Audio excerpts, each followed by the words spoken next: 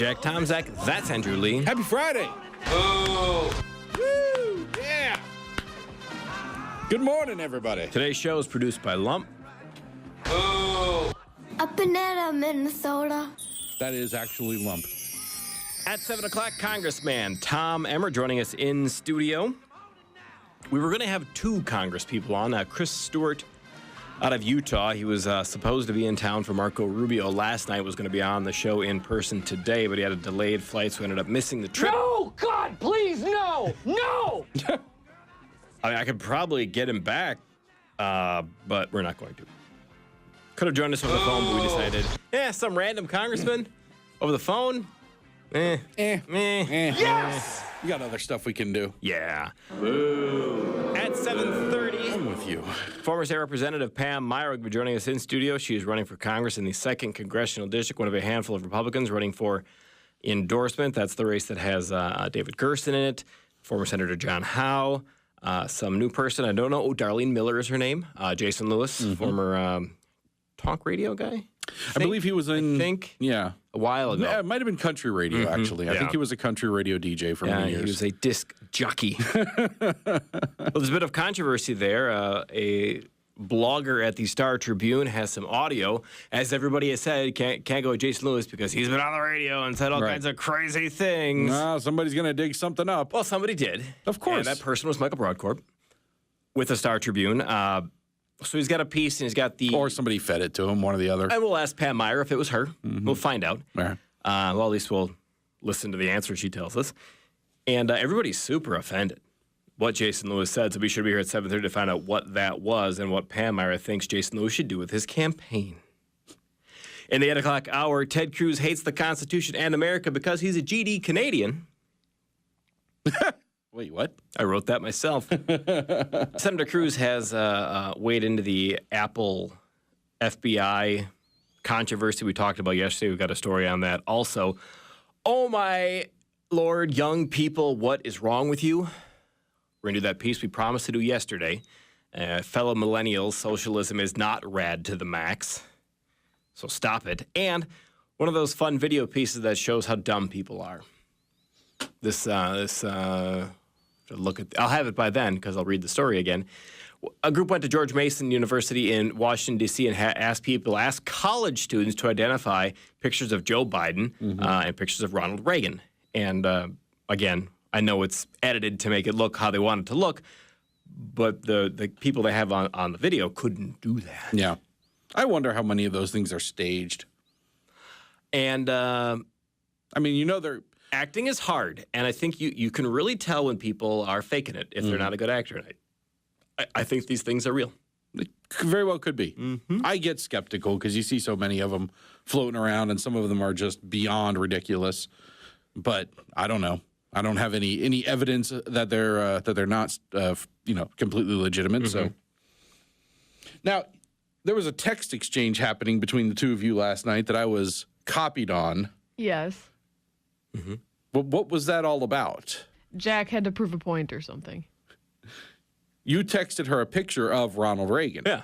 And asked her, do you recognize this person?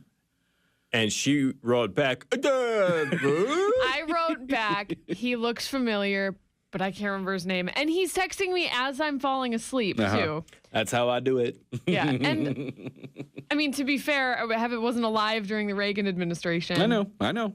And it's not like I study photos of all the presidents. So while he might be your hero and your god, I didn't live through anything that he did.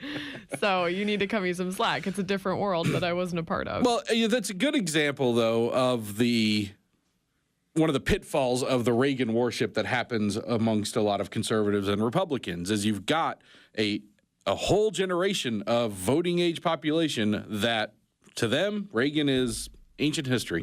But he's a name. He's a name. Somebody their parents talked about, maybe. Somebody whose name you might have learned a couple times in school. You hear it in Family Guy every once in a while. Yeah. An American Dad.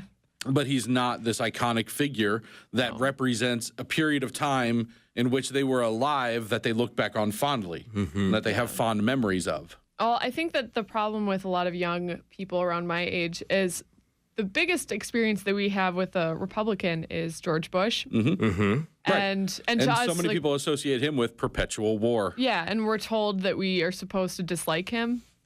So it's really easy to look at that and Well, I mean, you grew up not that you were alive all the whole time, but for most of your life that you remember, we've been in some state of war. Oh, yeah. And a lot of that gets attributed, blamed, credited to, however you want to look at it. yeah. George W. Bush. I think I was 6 years old when 9/11 happened. Yeah. So it's been my whole life. Right. Exactly. Yeah. Pre 9/11 is nothing to her. Yeah. Okay. So maybe we'll let you off the hook, and all the other young people out there who don't know who Ronald Reagan is, maybe That's not that they don't know who he is. they don't know what he looks like. Yeah. Okay. This would be like if somebody asked me in 1998 when I was 20, who was the president 28 years ago, or showed me a picture of the president from 28 years ago and said, Who's this? who's this? Would I know, who Millard Fillmore was? I don't know. 1970? Of course I would. Of course I would. But you couldn't name all the presidents on picture alone. Try me. Okay. I mean, It's on! most of them, yes, probably. But once you get down to like the Grover Cleveland Mustache. mustache guy, Well, there's a certain point you could just go mustache. I could get him on face. I don't know if he's got a mustache. We'll do that. yeah, we'll try that. The gauntlet has been thrown. Laid down. I don't think you can name all the presidents by picture alone. All right, just go in order. Put their initials on there. There was and their vice president with the name of that person and who the president was over them.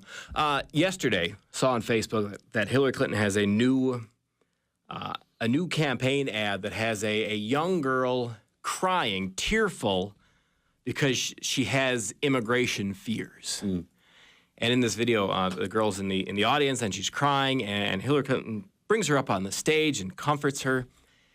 And I just thought, and this might be another one of these, perhaps 20 years ago, 30 years ago was longer ago than I can appreciate. But when you have the Clinton administration sending people with guns to take Elian Gonzalez back to Cuba, and there is a very famous picture of him crying. He has immigration fears as well. in a closet. You're right. Is there No connection there. Right. Why would Hillary Clinton be like, I don't know, we shouldn't bring that up, because remember that time of Husband's administration, we kidnapped a boy and sent him to Cuba? Fair or not, With guns? the things that happened during her husband's administration are going to she's going to be questioned about those. She can't claim, I am qualified for this. One of my qualifications is that I was first lady and very involved for just the good stuff.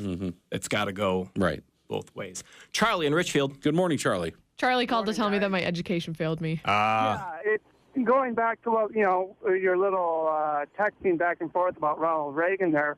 To me, that's in Lump's defense, it's a failure of the education system. I was born in the 1970s, but I know who and what Eisenhower looked like, FDR, Teddy Roosevelt. I know Woodrow Wilson. I knew all those presidents, and I know what they looked like. So, Ronald Reagan should be pretty pivotal in the education system, whether he was Republican or Democrat. And to me, it's just a failure of the education system all around, that, today's kids don't recognize who Ronald Reagan is. Yeah. It's actually amazing how much time we didn't spend learning about American history. Well, I think Thanks, Charlie. most American history classes, I presume, going off memory, they kind of stop in the 40s. Yeah. Like, once you get past World War II, it's like, okay, that's it. Yeah. Now we're here. All right, love. Who's this? It's Joe Biden. Okay. See, I know people that I've lived through. I know I've learned about Ronald Reagan. I haven't studied his photos. I'm just saying. Today we're going to study the photos of Ronald Reagan. The facial features of Ronald Reagan. We should do a Ronald Reagan quiz for you. Let's not. And this has been said before, and you said it perfectly earlier on, Andrew. We keep bringing up Ronald Reagan in a time when many voters, a good chunk of voters didn't live through, might not know what he looks like. And He's not relevant to a wide swath of voters. And we saw this in 2002 when Senator Paul Wellstone passed away and Walter Mondale stepped in to fill the shoes and run against Norm Coleman.